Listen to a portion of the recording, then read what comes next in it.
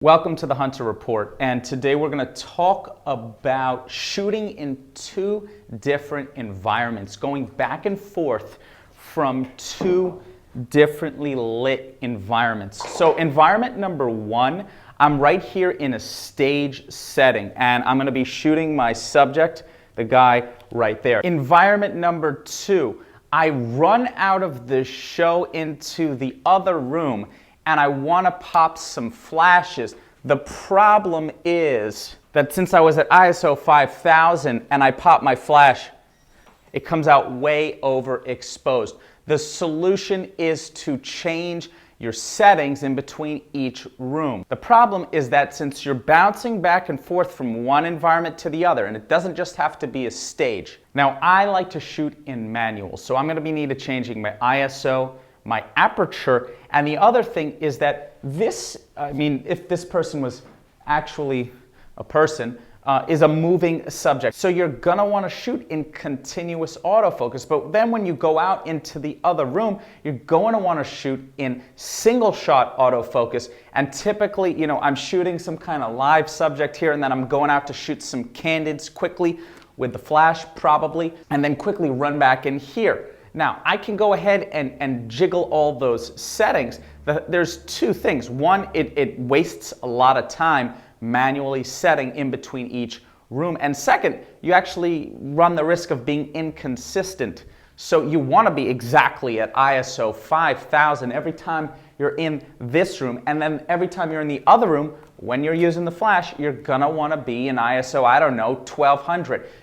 So the flash doesn't overexpose, as we saw. Easiest way to do that is just to do some memory settings so that one room, this room, has a certain set of settings, and then the next room has another set of settings. So then all you do with two button presses is switch each time you're going to each room. Saves you a lot of time, makes you look more professional, and reduces your stress. So it's a win-win-win-win-win. Before I show you how to do this, let me just tell you about my gear. This is the SONY Zeiss 24-70 f4. Now, I know it's a lot less sharp than the f2.8, but it's a pound lighter. And given that I'm running on my feet 3-4 hours, I like having the option of having a lighter camera. Allows me to be more creative. Sorry, it's the way I like to work, and I think it's the right decision. Now, there are times when you need the f2.8, but that's neither here nor there. I'm shooting with a simple Yongnuo 560 controller.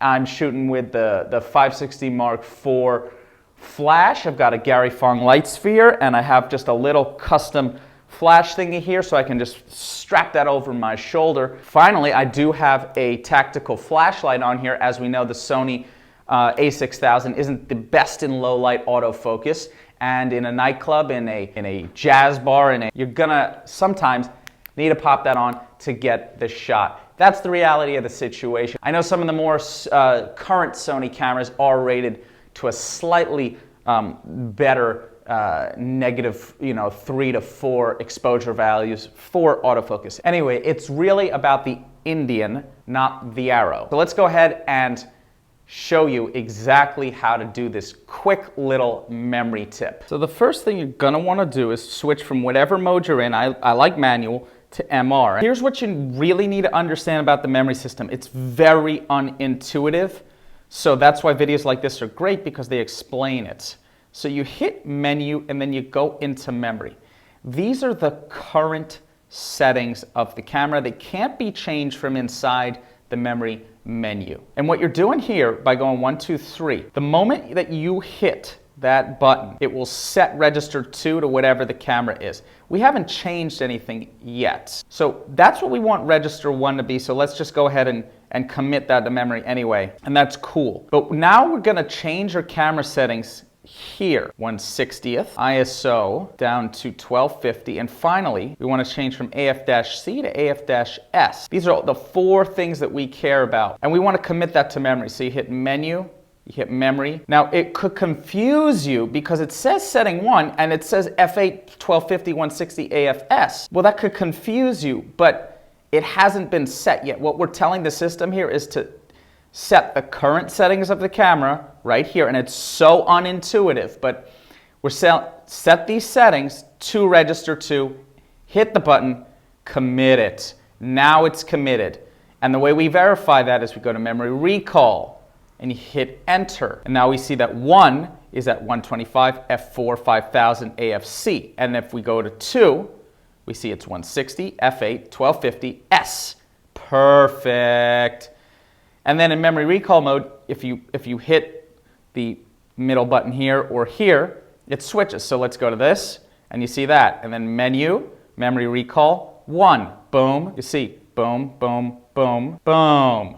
Now we're talking. I think I was able to illustrate how to use the slightly unintuitive memory system to your advantage. You have your one subject here, fast-moving subject. Doesn't have to just be a stage. It could be a wedding. The scenarios are infinite, but having 2 or 3 different memory settings to consistently switch between, and it does take a little bit of practice. So definitely make sure that you've practiced this technique before you go and use it out in the field, because I guarantee you, unless you figured it out beforehand, you're going to spend 20 to 30 minutes out into the field and you're just not going to look like a professional and you're just going to kill the day. Definitely learn your gear before you use it. I learned the hard way. But once you do get it down, it should be fine. Thank you so much for tuning in. This is the Hunter Report. Check the description below if you want to figure out where to purchase any of these products, including the updated Sony a6300 or the a7 II for the full frame.